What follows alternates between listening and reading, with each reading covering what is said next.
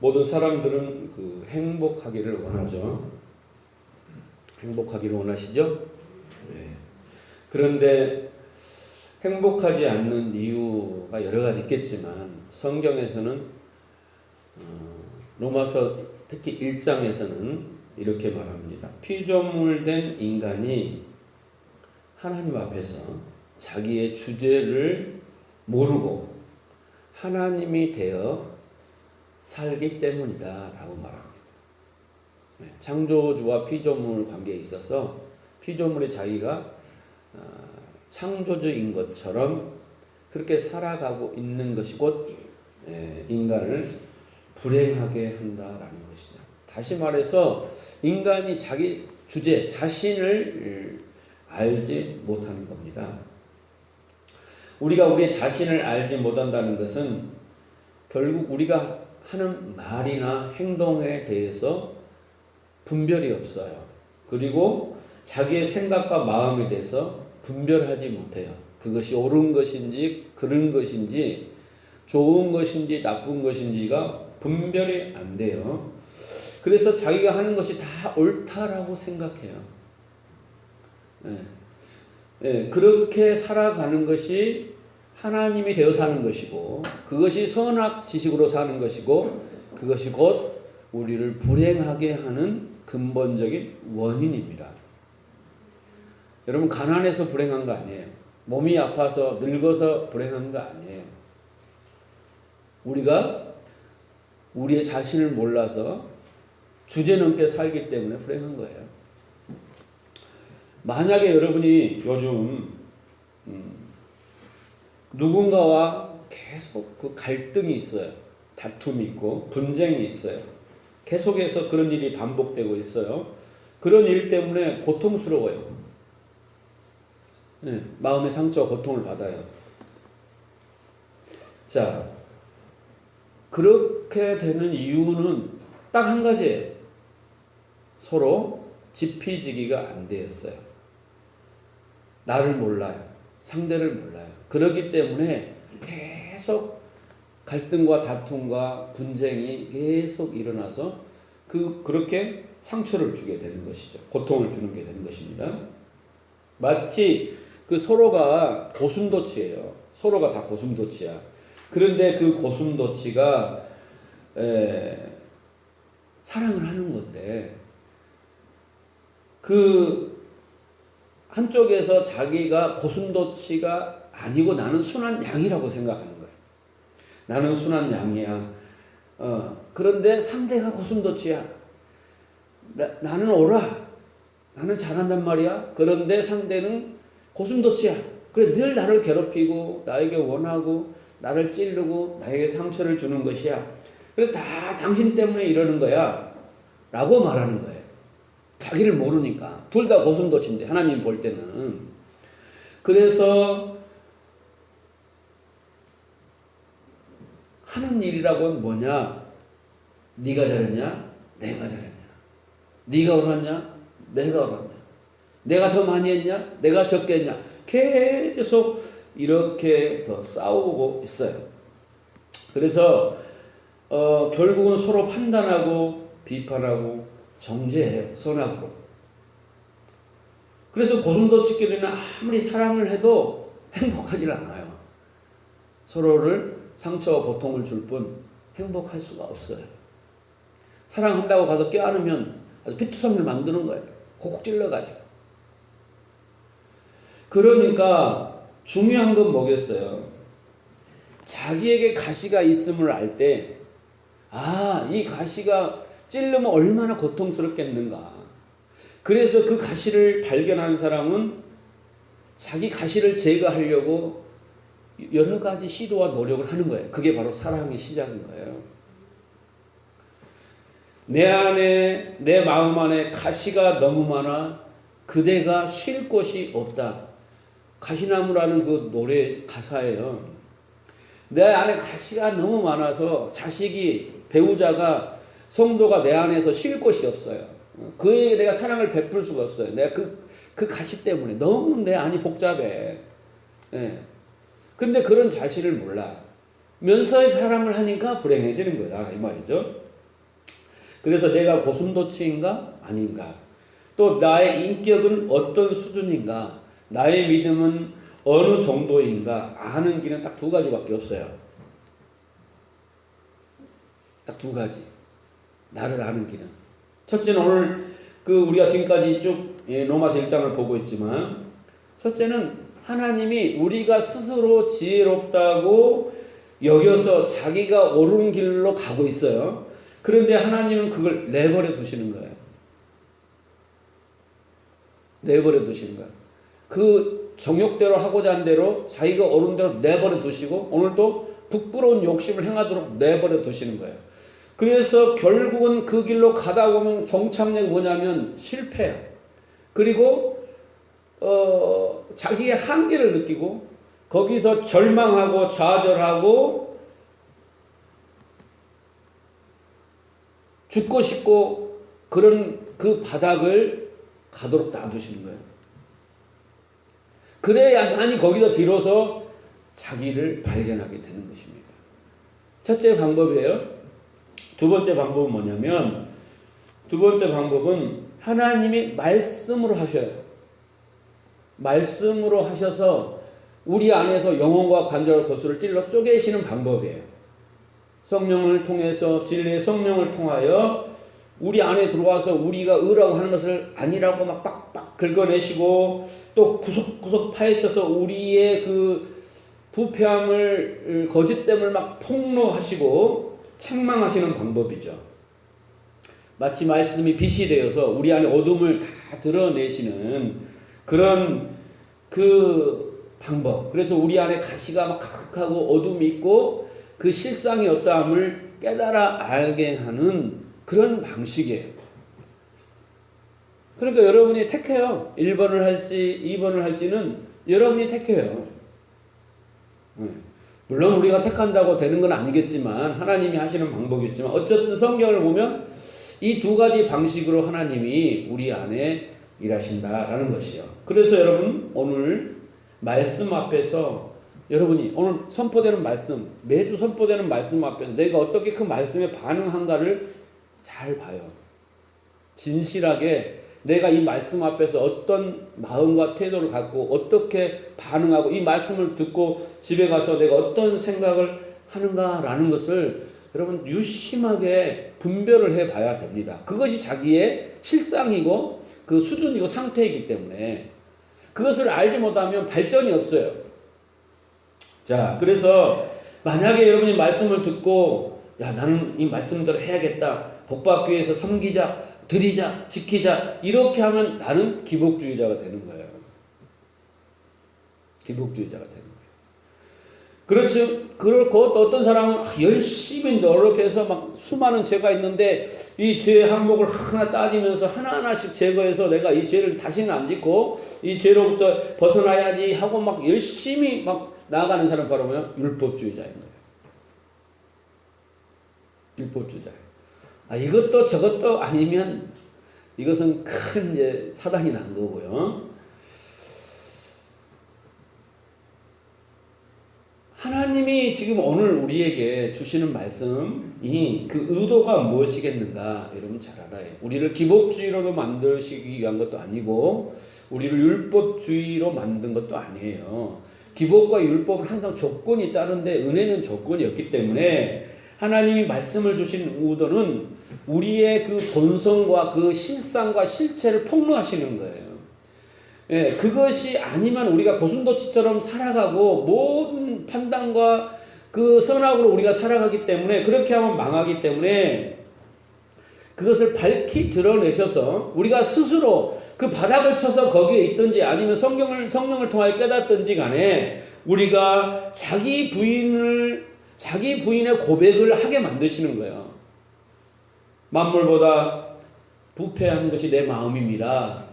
내가 죄인으로소이다. 라는 이 고백, 이 깨달음, 이것을 갖기 위하여 이렇게 무수하게 성경을 우리에게 써서 주시는 겁니다. 다양한 각도로 이해를 시키고 깨닫게 하기 위해서.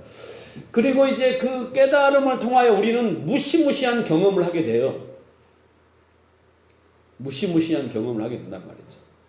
예. 이 깨달은 사람은 거기서 벗어나올 수 있지만 깨닫지 않는 사람은 무시무시한 경험을 하게 되는데 오늘 무시무시한 경험이 첫째 뭐냐? 26절 다시 한번 봅시다.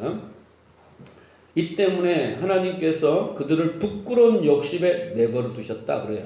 그러니까 첫째 우리가 무시무시한 경험은 뭐냐면 부끄러운 욕심에 내버려 두시니까 우리는 부끄러운 욕심을 따라 살아가게 되는 그런 경험을 하게 되는 거예요. 그런데 여기에 보면 어떤 게 나와요? 24절에도 그 동성애에 대해서 이야기를 하셨죠. 그런 것처럼 그 여자들도 순리대로 쓸 것을 바꾸어 영리로 쓰고 그와 같이 남자들도 순리대로 여자를 쓰기를 버리고 서로 향하여 음욕이 불릴 듯 하매 남자가 남자와 더불어 부끄러운 일을 행하여 그들이 그릇 때문에 상당한 보응을 그들 자신이 받았느니라 그랬어요. 그러니까 동성애를 이야기하고 있어요. 예, 그래서 뭐 성경은 동성애를 이야기하니까 그 동성애를 통해서 나온 게 에이즈 아닙니까? 그러니까 상당한 보응을 받았다는 게 에이즈 막 이렇게 이야기하지만 그건 아니고 오늘 본문을 가만히 보면은 무슨 말이냐면 지금 바울은 지금 동성애라는 그 모티브를 가져왔어요. 동성애라는 모티브를 가져와서 무엇을 우리에게 지적하고 있냐면 이런 거예요. 우리가 하나님을 알 때 하나님께 감사하지도 않고 하나님께 영광을 돌리지도 않고 스스로 지혜롭게 여겨 행하는 그 현상을 설명하려고 하는 거예요. 그것을 설명하기 위해서 동성애를 가져왔어요. 하나님이 동성애라는 성의 문제를 가지고 오셔서 뭘 말하냐면 인간이 자기의 자리를 이탈했다. 그것을 실례로 들어주는 것입니다. 그래서 여기에 보면 부끄러운 욕심이라고 그랬죠. 부끄러운 욕심으로 내버려 두는 이 부끄러운 욕심이라는 의미는 빗나간 사랑이다. 따라해보세요. 빗나간 사랑이다.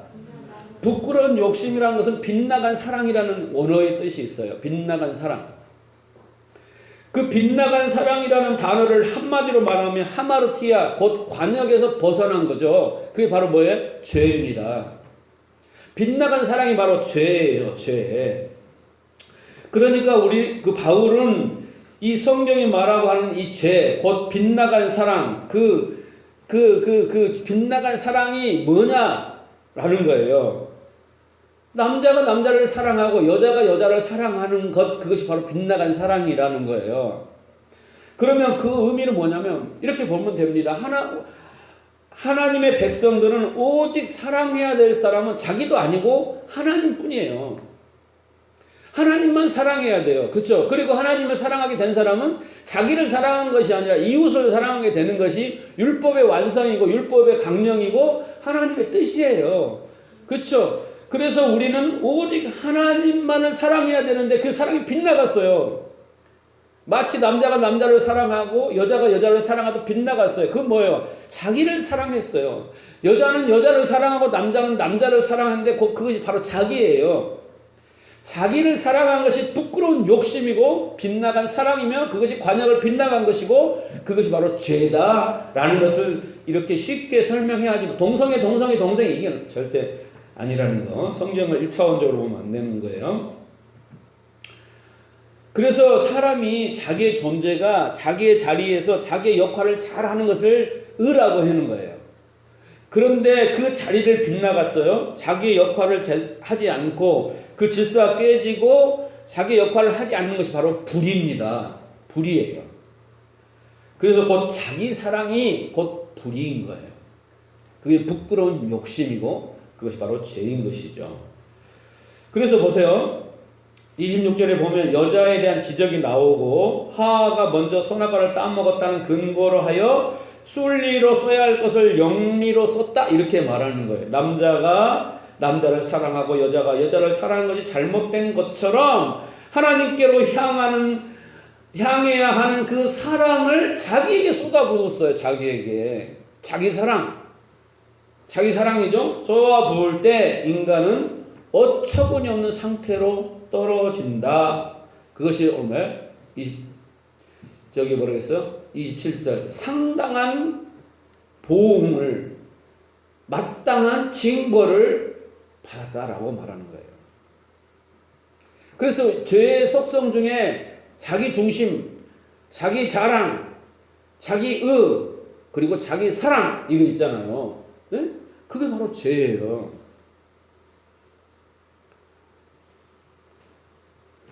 자, 그래서 인간들은 자기 마음에 자기가 사랑의 대상이고 또 그 마음 속에 하나님이 없으면 그것이 바로 고통이고 지옥이고 불행인 것이죠. 그죠? 그러니까 우리가 예수를 영접하면 하나님 우리 안에 오시잖아요. 그죠? 하나님 오신다는 거 뭐예요? 네? 하나님 말씀이 들어오시고 하나님의 영이 들어오시고 하나님의 마음이 들어오시고 하나님의 사랑이 들어오고 하나님 거로 채워지고 내 안에는 선한 것이 하나도 없으니까 네? 선악만 있으니까 하나님으로 채워지는 것이 하늘나라예요. 하나님이 없어. 내 것만 가득 있어. 선악만 있어. 정죄하고 판단하고 비난하고 그리고 자기만 옳다라고 자기만 사랑하는 그것이 바로 지옥이라니까. 자, 그렇게 된다는 거예요. 그 다음에 보세요. 그래서 두 번째 이제 무시무시한 경험을 하는데 그 부끄러운 욕심에 내어주고 나니까 두 번째 28절을 볼까요? 또한 그랬죠. 또한 두 번째란 말이에요. 그들이 마음에 하나님을 두기 싫어함에 하나님께서 그들을 상실한 마음대로 내버려 두사 합당하지 못한 일을 하게 하셨으니 그래서 그 29절부터는 뭐예요? 합당하지 못한 일들이 구체적으로 나오죠. 그러나 이제 두 번째 우리가 무시무시하게 경험해야 될 건 뭐냐면 하나님을 사람들이 마음속에 하나님을 두기를 거부해요. 싫어해요. 왜? 우리는 마음속에 뭘 두냐면요. 자기가 사랑하는 걸 두게 됐어요. 자식이 됐든 배우자가 됐든 뭘 나를 즐겁게 해주는 됐든 자기 마음에 꽉 차 있고 그 마음에 차 있는 것이 늘 생각나고 강박적으로 그래서 그 마음에 차 있는 것을 향해 나가게 됐단 말이에요. 거기에서 내가 돈도 투자하고 뭣도 투자하고 다 그러는 거예요. 그런데 여기 마음속에는 하나님만 있어야 우리는 행복해지는데 하나님이 없고 우상이 있고 자기가 또 신이 되어 있고 뭐 이런 거죠. 그래서 마음에 하나님을 두기를 싫어하고 이 말은 자기를 사랑하는 것이고 또 자기를 신으로 하나님으로 삼는 것을 말합니다. 내가 스스로 신이 되어서 마음대로 살겠다. 그에게는 하나님이 필요 없어요. 그런데 성경은 그 상태가 바로 하나님께 버림받은 상태라는 거예요. 상실한 마음대로 내버려둔 상태예요. 그 마음속에는 상실이에요. 하나님을 상실해버린 마음이에요. 그 세상 사람들은 하나님이 없잖아요. 자기가 꽉 차 있죠. 그리고 자기를 즐겁게 해주는 그런 어떤 대상들이 들어가 있죠. 여러분 학교에 가면 학교 교장 선생님이 하나님이죠. 그죠? 교장님 한 대로 다 해야 되잖아. 회사 가면 사장님이, 가정에 가면 아빠 엄마가, 그죠? 다 하나님처럼 군림하잖아요. 그죠? 예. 네. 다 자기가 하나님처럼 사는 거예요, 세상은. 그런데 그것은 고통이다라는 거예요. 자, 하나님께서 저희를 상실한 마음대로 내버려두셨다 하는데 그 상실한 마음은 그 단어의 의미는 신에게 버림받은 지성이란 뜻이에요. 신에게 버림받은 지성. 예, 마음이라는 건 생각의 자리인데 그 생각의 자리에 버림받은 지성이 있어요. 그 버림받은 지성은 뭐냐면 사람들이 하나님의 말씀을 두지 않아요. 그러면 뭘 두냐면 자기 안에 어떻게 해요? 세상의 지식, 세상 사람들의 말, 종교 지도자의 말, 부모의 말, 이런 모든 지식, 사상, 이런 것을 양식으로 삼아서 자기 마음속에 두는 거예요. 자기 머릿속에 두는 거예요. 그게 뭐예요? 신에게 버려진 지성이에요. 진리가 아닌 것들로만 가득 채워서 그것을 양식으로 삼고 가치로 삼고 신념으로 삼고 목표로 삼고 그것들은 다 뭐냐면 성공이에요. 응? 이렇게 해야 성공한다. 좋은 대학 가야지. 좋은 직장 가야 성공한다. 좋은 돈 많은 사람 만나야지 성공한다. 막 성공. 이렇게 무수한 가르침과 성경이 아닌 비진리로 가득 채워져서 이것이 나를 이끌어 가는데 결국 나를 어떻게 해요? 저 바닥으로 끌고 가는 거죠. 근데 저 바닥까지 갈 때까지는 몰라요. 예수를 믿는 사람들의 거의 많은 사람들이 모태신자 아니면은 거의 그 바닥을 치고 온 사람들이 거의 대부분이에요. 그 바닥 치고 안 오신 분들은 행복하신 분이에요. 행복하신 분이라고. 자, 그 결과 그 신에게 버림받은 지성으로 살아가는 사람들, 비진리로 살아가는 사람들, 하나님을 그 두기 싫어하는 그 상실한 마음대로 살아가는 사람들의 그 결과가 29절에서 31절까지 나와요. 무려 세보면 20개가 넘는 제목들이 낱낱이 나와 있죠. 여러분 읽어보세요. 이거 아까 읽어봤죠. 그런데 여기에 보면 여러분 생각에 나하고 상관없는 게 맞네? 아니 나하고 상관없네? 있어요? 상관없는 게 있어요. 어때요? 여러분 여기 살인 여러분 살인자 아니죠? 그렇죠? 그런데 성경은 형제를 미워하는 것이 살인이라고 한다면 우리에게 이야기하는 거잖아요. 응? 여러분 살인자입니다. 우리도 얼마나 형제를 미워하고 비판하고 정죄하고 무시하고 욕하고 그렇게 안 했어요. 여러분 과거에도 했다고 하면 이해하지만 지금도 하고 있잖아요. 여러분 사기라는 건 뭐예요? 자기의 유익을 위해서 다른 사람을 공경에 빠뜨리는 게 사기인데 정말 여러분 그런 적 없어요? 은연중에 많이 하잖아요. 그러니까 여기에서 나에게 해당되지 않는 것이 하나도 없어요.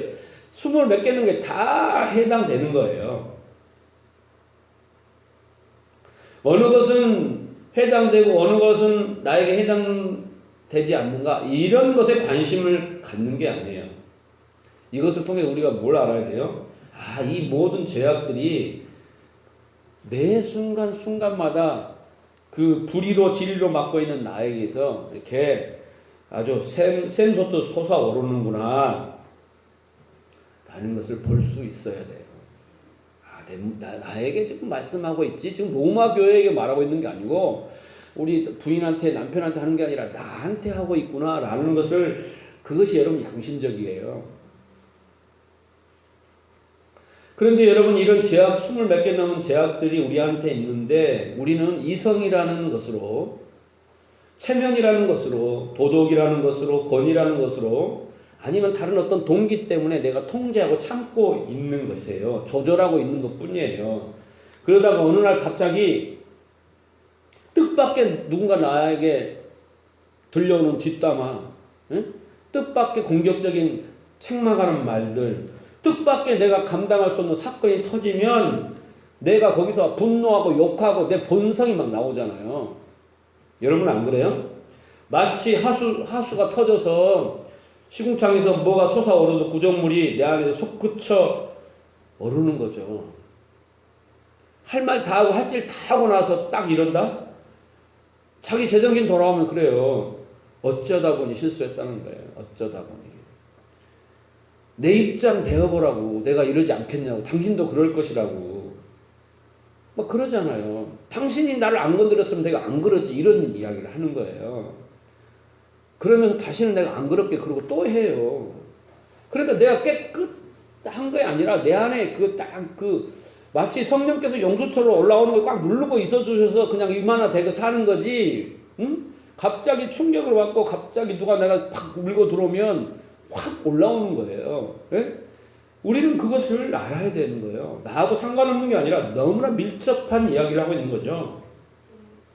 그런데 이것들이 왜 발생했느냐라고 하는 것은 그 마음속에 하나님을 두기 싫어했기 때문에 그 이기적인 욕망 때문에 세상의 달콤한 말들로 그 지식들로 채워졌기 때문에 그렇게 됐다는 거예요. 그 신이 버린 지성을 가지고 그 허접한 것들을 우리로 채워서 우리는 그것을 붙들고 살았다는 거예요.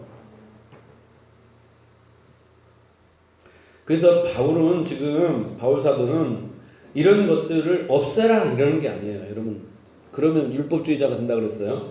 이런 걸 없애라는 것이 아니라 우리 안에 이런 거 존재하니까 하나님께 구하지 않으면 우리는 다 망한다. 그래서 하나님 앞에 그걸 인정하고 도우심을 구하라. 이 이야기를 하는 거예요. 너희가 이 상태에서 구원을 받았다. 이 이야기를 가르쳐주고 싶은 거예요. 그래서 거기서 신앙이 시작돼야지 그거 덮어놓고 내 필요를 위해서 주님 앞에 가서 섬기고 드리고 지켜서 뭘 얻겠다는 그 자체는 종교라니까요. 하나님이 원하지 않는 거예요. 여러분, 기독교는 죄를 안 짓게 하는 것을 목적으로 하는 종교가 아니에요. 여러분, 다른 종교들은 권선징악을 앞세웁니다. 착하고 악하고를 따지고 착하게 살면 복을 받고 악하게 살면 지옥 간다가 권선징악이죠. 그래서 뭐 공자나 맹자나 그 유교나 불교나 힌두교나 이슬람교나 다 선악의 종교예요. 근데 기독교는 선악의 종교가 아니에요. 기독교의 목표는 죄를 안 짓게 하는 것이 목적이 아니라 우리의 실체를 이렇게 적나라하게 보여주는 거예요. 우리의 실체를 적나라하게 보여주고 그것을 우리가 인정하게 하고 그리고 그 죄에 대해서 고통하고 애통하며 하나님 앞에 그런 우리가 이런 존재입니다 라고 그것을 인정하면 그때부터 하나님 일하셔요. 복음이 시작되는 겁니다. 그걸 인정하면 내 안에서 복음이 시작이 안 돼요. 그것을 인정하지 않으면 나는 그거 모르니까 그거 인정하지 않고 그 용술조처럼 눌려진 죄악을 가지고 하나님 앞에 나아가는 게 바리새인처럼 열심히 구제하고 막 11조 드리고 다 하고 했는데 하나님이 너는 네 마음속에 이 해칠한 무덤아, 이 독사의 자식들, 이 외식하는 자들아, 이 마귀를 섬기는 이 나쁜 놈들아, 이놈들아, 너희 마음속에 나를 진짜 공경하지도 않고 사랑력 티끌만 떠없구나. 이렇게 딱 그 신앙을 인정하지 않는 거예요. 왜 하나님이 십자가에 죽으셨어요? 우리 이게 만물보다 부패한 지금 여기 나와 있는 죄들 때문에 하나님과 이렇게 사이가 난 우리를 하나 되게 하시려고 그 했잖아요. 그것부터 인정하고 들어와야 되는데 그거 인정하지 않고 뭐 다 그렇지. 난 깨끗해. 이렇게 살고 이제 열심히 뭐 하고 열심히 뭐 해서 복을 받자. 이것은 완전 그 인간이 만들어낸 종교예요, 종교. 이 육신의 몸을 가지고 우리가 사는 한 죄를 절대 지을 수밖에 없어요. 안 지을 수가 없어요. 그러나 그 죄를 지으면서 우리가 하나님 도와주시지 않으면 우리가 망합니다. 도와주세요. 이렇게 올바른 자기를 인정하고 올바른 자기 부인의 그 신앙 고백을 하는 것을 하나님은 목표로 하고 있어요. 그걸 모르니까 성령께서까지 오신 거예요. 그래서 죄와 의와 심판에 대해서 가르치시는 거예요. 거기서부터 복음이 시작된다니까요. 거기서부터 복음이 시작돼요. 그 깨달은 것부터 복음의 시작이에요. 마가복음 1장 예수 그리스도의 복음의 시작이라 이렇게 나올 때 그 복음의 시작은 그 예수를 알고 그리스도를 아는 사람으로부터 시작되는 거예요. 교회 나온다고 되는 게 아니라니까 여러분. 그래서 예수를 알고 그 십자가를 알 때 우리가 우리 죄를 아는 거잖아요. 그리고 그 죄를 해결하고 그것이 이제 온전케 되고 회복되는 것이 바로 그리스도로 부활하는 거 아닙니까? 그래서 우리 옛사람은 죽고 그렇게 해서 우리의 새사람으로 부활하는 그것을 알아야지 우리가 진정 복음이 우리 안에서 시작되고 있는 거예요. 여러분 세상에 보면은 예수를 모르고도 아주 도덕적이고 윤리적이고 아주 깨끗하게 살아가는 사람들이 무수히 많아요. 무수히 많아. 공자를 비롯해서 공자는 그걸 완성하고 간 사람이에요. 인간이 할 수 있는 최고의 선을 이루고 간 사람이 바로 공자인데 동서고금을 통하여 그 제자들로부터 시작해서 선한 일을 하고 간 사람은 너무나 많아요. 그러나 그 사람들을 나쁜 게 아니에요. 우리는 그 사람들을 따라가지 못하고 바리새인들 우리가 따라갈 수도 없어요. 그들은 황새, 우리는 뱁새에 불과합니다. 그런데 성경은 그것이 하나님께 받아들이는 의가 아니라는 거예요. 여러분 인간이 평생 도덕 분자로 살아갈 수 있을 것 같아요? 여러분 절대 장담하지 마세요. 나는 TV에서나 어디에서나 나왔을 때 누군가 죄를 짓고 이렇게 쇠고랑 차고 갈 때 여러분 거기다 대고 욕하지 마세요. 그 사람이나 나나 똑같은 죄성을 가지고 있는 거야. 그 사람은 그런 환경에서 그런 일을 했고 나는 그런 환경을 안 만났을 뿐이라니까. 그런데 그 환경을 안 만났기 때문에 내가 의인이라고 생각하는 절대 하지 마세요. 바로 시험 듭니다. 나는 저 유혹에 절대 안 넘어갈 거야. 나는 저 죄를 절대 안 질 거야. 그 다음날 그 일을 만나게 될 겁니다. 그게 인간이에요. 우리가 아무리 도덕군자로 살아갈 것 같지만요, 그것은요, 우리가 마음에 빼앗길 만한 어떤 대상, 어떤 그 힘을 만나기 전까지는 우리는 도덕군자로 살아갈 수 있어요.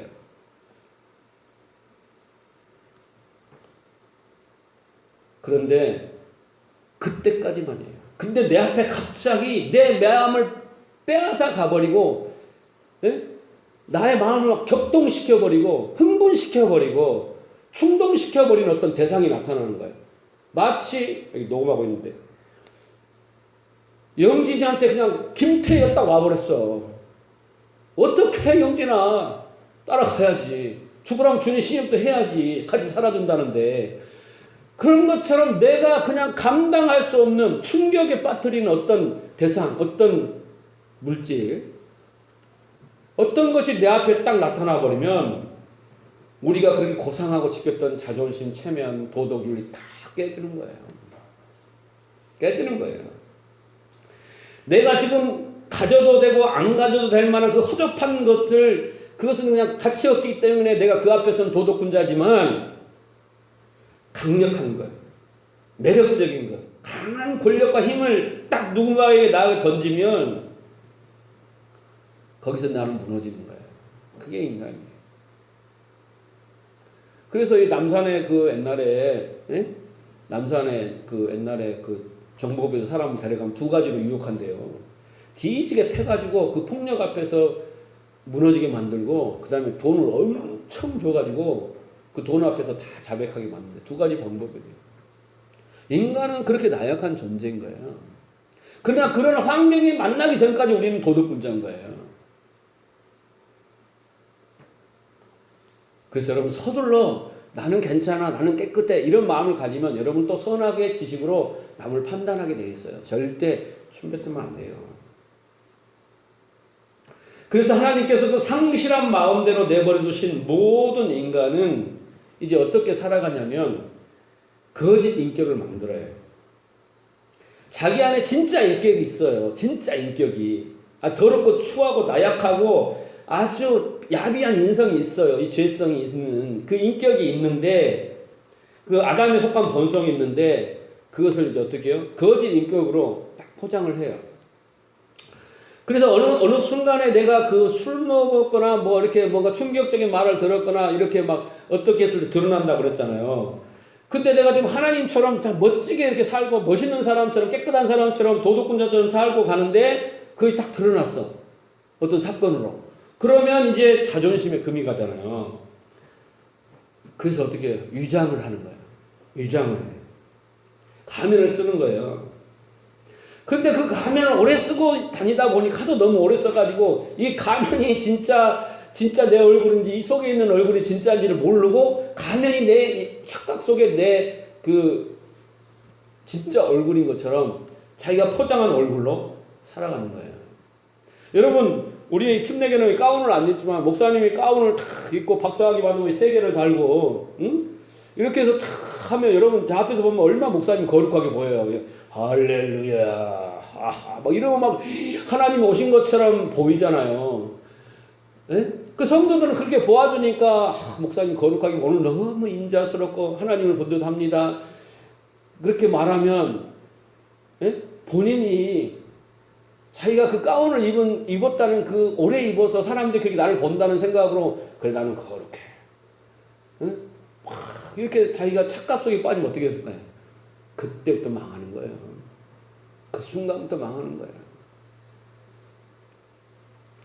그 순간부터 아주 하늘을 찌르는 교만 때문에 망하는 거예요.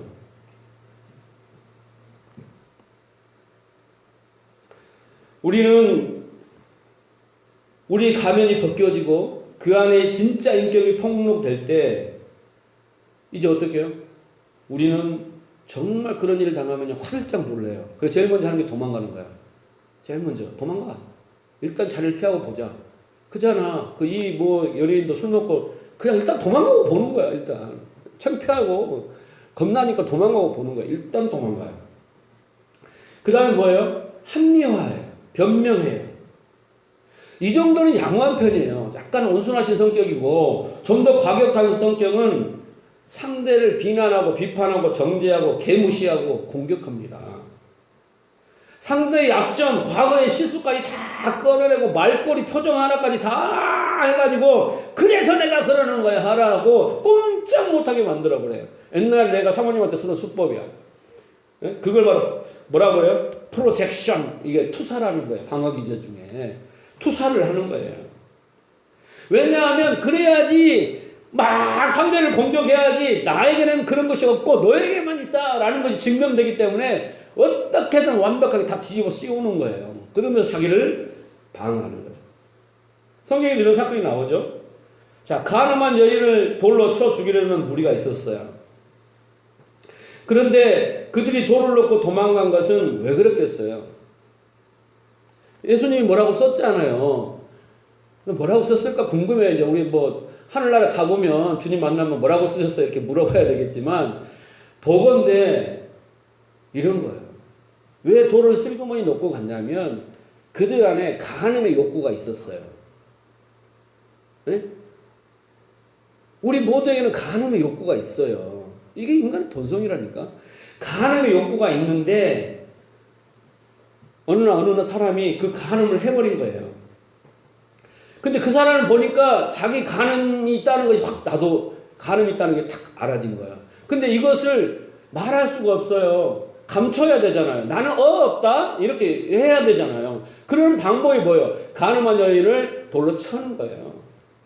정죄하고 비판하고 무자비하게 심판할수록 어떻게 해요? 나에게는 간음이 전혀 없다라는 것이 증명되기 때문에. 사람들이 보면 막 간음한 사람 막 때리면 아, 저 사람 진짜 간음 요만큼도 없는 사람이라고 생각할 거라고 생각하는 거예요. 그래서 어떻게 해요? 아주 무자비하게 한 거죠. 그런데 그것이 들켜버린 거예요. 예수님은 사람의 마음을 꿰뚫어 보시니까 그렇게 물어본 거예요. 너희는 어때? 이 말은 뭔 말이야? 너 속에도 간음이 있지? 이런 거야. 그걸 부인을 못하는 거예요. 그러니까 돌 놓고 가버리는 거예요. 여러분들이 혹시 이렇게 보면 교회에서도 그런 일 있고 학교에서도 가도 있고 그래요. 유독 내 눈에 가시처럼 이렇게 보이는 사람이 있어요. 유독 이런 표정은 싫어요. 이런 말은 싫어요. 유독 막 뭔가 누군가 갖고 얄미운 사람이 있어요. 왜 그런 줄 아세요? 그가 바로 나예요. 내가 싫어하는 모습, 나에게 있는 모습이 그에게 나타날 때 그것을 싫다고 해야지 내 안에 있는 것이 드러나지 않고 부인되는 거예요. 그리고 망각되는 거예요. 그를 정죄하고 그걸 심판함으로. 여러분 이해하시려나 모르겠네. 그런 사람의 심리적 욕구가 있는 거예요. 그 무섭죠? 여러분 한 번이라도 여러분은 스스로 내가 상실한 마음을 가진 자구나. 그래서 내가 진실로 내 자신을 그렇게 인정하고 그 자신을 부인해서 정말 십자가에 못 박으려고 시도를 해봤나. 저는 사형을 오늘 32절에 보면 그는 사형을 당한 자라고 했잖아요. 사형을 당한 마땅한 자라고 했는데 그것을 보았고 그렇게 고백한 자가 진정한 성도인 것입니다. 그에게 복음이 살아있는 거예요. 그것이 곧 겉사람과 속사람이 같아지는 과정인 거예요. 그게 바로 창녀요. 그게 바로 세리들이었어요. 예수님은 그들에게 갑니다. 그들을 구원하러 가요. 자기를 의롭다는 사람한테는 건강하다는 사람한테는 가지도 않아요. 그렇게 위장된 가면을 우리가 벗고 우리의 내면의 실체를 그 바닥에서든 아니면 말씀을 통하여 깨달은 자는 내가 죄인 중에 개수입니다 라고 고백하는데 이게 바로 회개입니다. 이게 회개예요. 한마디로 진짜 내가 누구인지를 아는 것이 바로 회개인 거예요. 그리고 그렇게 진정한 회개에서 격발되는 게 뭐냐? 그래서 예수님이 필요합니다. 그래서 십자가가 필요합니다. 그래서 하나님의 자비와 긍휼이 필요합니다는 고백이 따라 나오는 거예요. 하나님이 이것을 원하시는 거예요. 이것에서 복음이 시작되는 거예요. 여러분, 교회가 무엇을 해야 된다고 생각해요? 교회는 그 아담들이 우리들이 거짓 가면을 쓰고 오잖아요. 그러면 목사님은 말씀을 통해서 그 가면을 벗겨주는 작업을 하는 거예요. 그게 복음이에요. 그게 건강한 교회예요. 그거 싫어서 교회 다 나가잖아요, 사람들이. 여러분들이 가면을 쓰고 오면 그것이 가짜라는 것을 자꾸 벗겨줘서 실제 모습을 알아야 하나님 앞에 나아가서 내가 죄수입니다라는 진정한 회개 속에 하나님께 받아들여지고 그때부터 그에게 복음이 시작되고 거기에서 하나님 나라가 시작되는데 그 가면을 쓰고 왔는데 교회가 거기에다가 착한 일 많이 하세요, 봉사하세요, 헌금 많이 하세요 하고 가면에다가 더 윤택나게 터치를 해줘가지고 정말 자기 얼굴인지 모르는 얼굴이고 가면이 진짜 얼굴로 만들어주는 교회가 바로 종교입니다. 그 건강한 교회가 아니에요. 잘 새겨 들으셔야 돼요.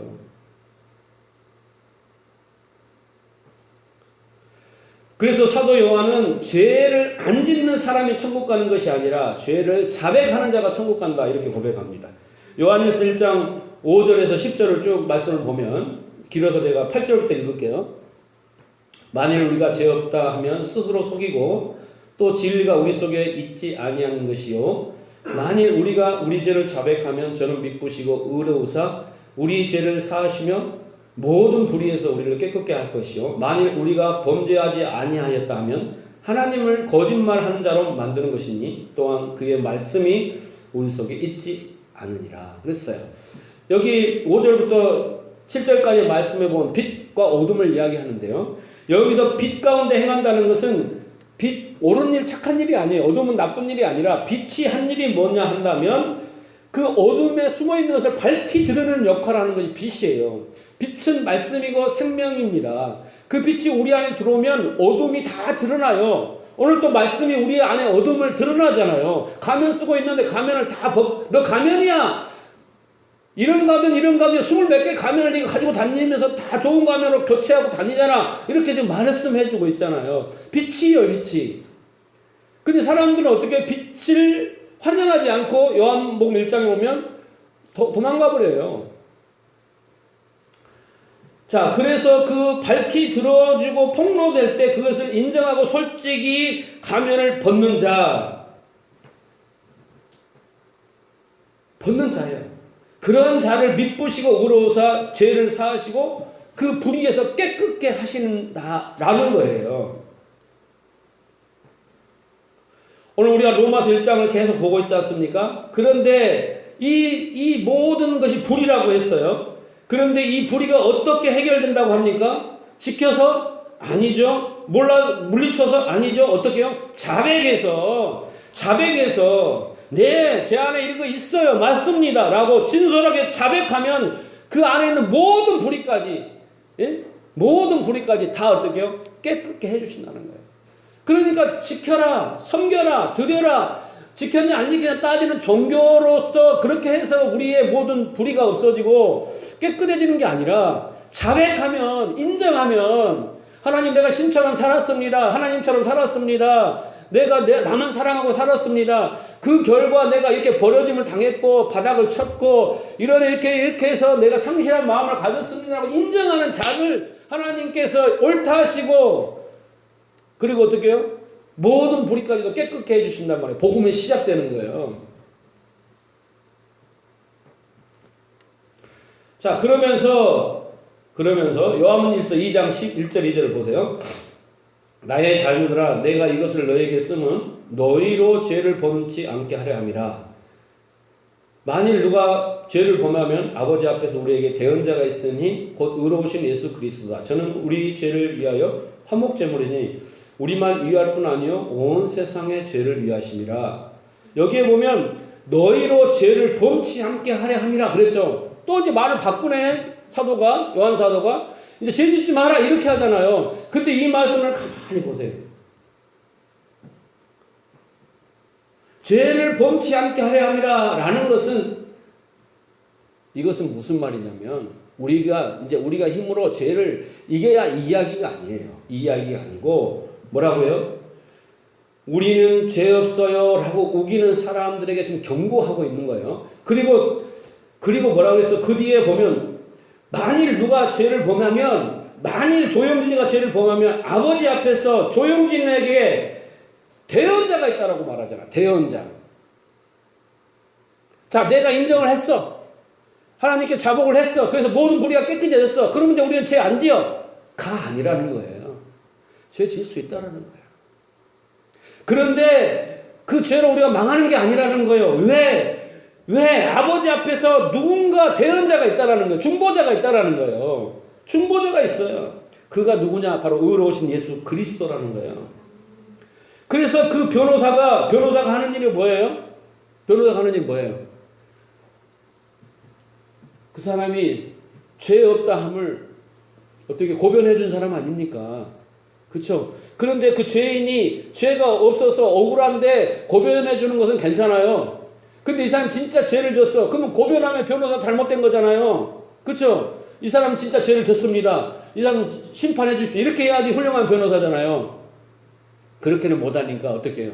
그 변호사가 그 자기 의뢰인의 죄를 자기가 다 감당을 하는 거예요. 얘는 죄를 속할 능력이 없음을 알기 때문에 변호사가 자기가 검사님 이 죄를 내가 대신 지겠습니다. 나를 감옥에 보내고 사형시켜 주십시오. 이렇게 했다는 거예요. 이렇게 했다는 거예요.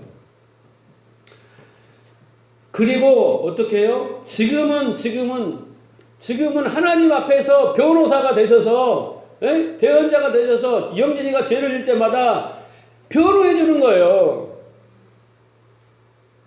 영진이가 얼마나 힘들었으면 그렇겠습니까? 하나님 용서하는 게 마땅하지 않습니까? 그렇게 합시다. 네? 대언자가 있어서 우리가 지금까지 이렇게 숨쉬고 살아있는 또한도 그 대언자 때문에 그렇다라는 거예요. 이사야 53장 11절 12절을 보십시오. 가라사대 그가 자기 영혼에 수고한 것을 보고 만족히 여길 것이라. 나의 의로운 종 자기 지식으로 많은 사람을 의롭게 하며 또 그의 죄악을 친히 담당하리라. 이러므로 그가 그로 존귀한 자와 함께 분깃을 얻게 하며 강한 자와 함께 탈취한 것을 나누게 하리니 이는 그가 자기 영혼을 버려 사망에 이르게 하며 범죄 중 하나로 헤아림을 입었음이라. 누구예요? 지금 예수님 이야기 하잖아요. 그러면서 뭐라 그래요? 그러나 실상은 그가 많은 사람의 죄를 지며 범죄자를 위하여 기도하였느니라. 그런 거예요. 중보자십니다. 우리 죄 때문에 누가 수고해요? 변호사가 수고해요. 지금도 우리를 위해서 기도하고 계세요. 여전히 우리는 죄를 지으면서도 왜 하나님을 찬송할 수 있고 그 죄로부터 자유할 수 있는가? 그것은 중보자 예수님의 기도 덕분이라는 거예요.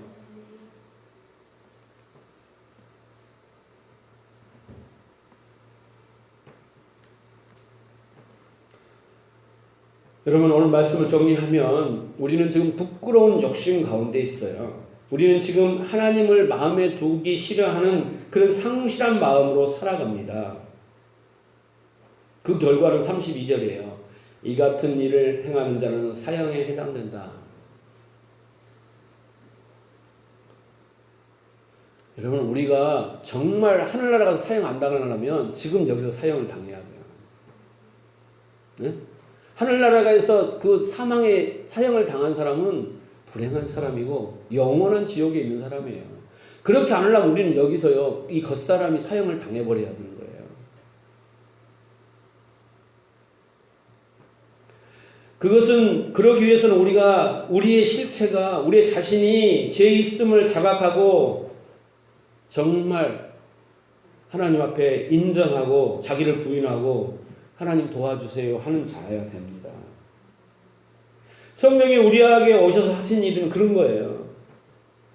우리가 죄를 생산하는 공장인데 예수 성령께서 오셔서 그걸 알려주는 거예요. 그리스도의 의가 아니면 하나님의 심판을 건들 수 없다고 알려주시는 거예요. 여러분 성경을 읽고 공부하고 설교를 듣는 목적을 분명히 하셔야 됩니다. 교회 와서 여러분 무엇을 기대하시겠어요? 예? 여러분 계속 요즘 이 로마서를 읽다 보면 맨날 뭐 종교 운운하고 뭐 신앙의 수준이 낮니 뭐 복음이 나를 해석하니 막 그러면서 나를 분석하니 내가 별 볼 일 없는 존재라고 치부하고 내가 선한 마음으로 했던 막 헌신과 헌금과 막 봉사를 인정해주지도 않고 그것은 복 받으려는 것이라고 했다고 막 치부를 하고 따지고 책망하고 막 그러잖아요. 화내지 마세요. 제발. 그것 때문에 삐지지도 말고 집에 가서 뒷담화도 하지 마세요. 설교를 잘했니 못했니 그런 거 하지 마시고요. 중요한 것은 내 죄악을 또 없애려고 수고하지도 마세요. 어떻게 고민하지도 마세요. 딱 해야 될 건 나는 이 정도밖에 안 되는구나. 나는 아무것도 아니구나. 하나님이 아니었으면 안 됐구나. 십자가가 아니었으면 안 됐구나. 그것을 고백하고 인정하는 것이 바로 뭐예요? 복음의 시작입니다. 복음이 내 안에서 역사하는 거예요. 그런 애통의 탄식이 우리한테는 매일매일 나와야 돼요. 우리는 매일매일 죄를 짓잖아요. 그러면서 그 눈물이 마를 날이 없어요. 그러니까 계시록에 보면 뭐라 그랬습니까? 성도 눈에 눈물이 마를 날이 없을 거다. 그래서 어떻게 해요? 눈물을 닦아주세요. 예? 뭐 남편한테 구박받아서 눈물 닦아주는 게 아니라 그 죄 때문에 그 상처받고 죄 때문에 죄책감에 시달리고 또 이런 모든 과정에 있는 우리를 하나님께서 이제 그러지 않도록 만들어 주신다는 이 말이에요. 여러분, 부끄러운 마음, 자기를 사랑하는 마음, 그런 상실한 마음, 하나님을 그 마음에 두기 싫어하는 그 마음이 변화되기를 주님으로 축원합니다. 하나님을 마음에 두기를 기뻐하는 마음은 다른 마음이 아니에요. 도와주세요. 살려주세요.